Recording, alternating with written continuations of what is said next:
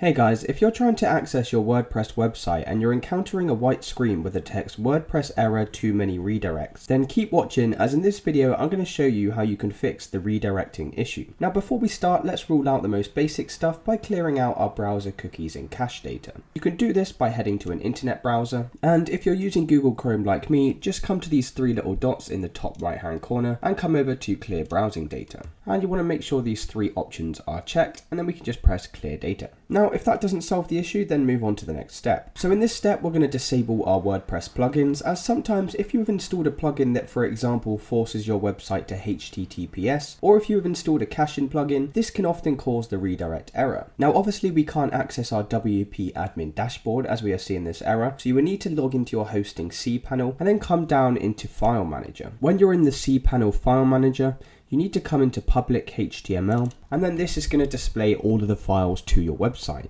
In here you want to come into WP content, underneath plugins, and what you want to do is you want to rename each of these plugins one by one. And by renaming the folder, what it's going to do, that's going to disable your plugin. You can just add a number to the end of it, and then you want to come back to your website and refresh the page to see if that's fixed the issue. And you want to continue doing that with each of the plugins until you figured out which one's causing the issue. If you get to the bottom of the list and you've renamed and disabled everything and it's still not working, then move on to the next step. This may also be a good time to remove the numbers at the end to re-enable your plugins, as we now know that's not the issue. So the next thing we want to try is we're going to go up one level from this folder and come out of here, and we're going to go into themes, and you want to select the theme that you've got installed on your WordPress website. For me that's BuildPress. Come inside of here and you want to look for a file called functions.php. Click on that file and come into the edit button, and inside of this text file you want to come all the way to the bottom, and we are going to add some text down here.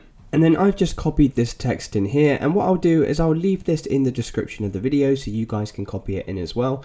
And all you simply need to do is you need to replace this bit with your website URL, because obviously this is set to my one, and you need to do the same for the bottom one as well. And then once we've done that, we can just save our changes, and once again you can check to see if that's fixed the issue. If that doesn't work, we want to come back out of functions.php. At this point we can actually remove the text at the bottom here and save our changes, because we know this isn't working for us, and then come out of functions.php, and we want to come back one folder and back one folder again and again, and you want to come into the main core WordPress files, and you want to look for a file called wp-config.php. Let's select that file and click on edit, and then right at the top up here what we're going to do is we're going to add some text of our own. Again, I can add this into the description for you so you guys can just copy it, and once we've added the text we can then save our changes, and once again you want to refresh your website to see if that's fixed the issue. Again, if that doesn't work, then let's just remove this text to avoid any confusion later on, and we can resave the changes. And then the next thing we're going to try is we're going to come back into our files, and in our WordPress core files you should see a file called htaccess,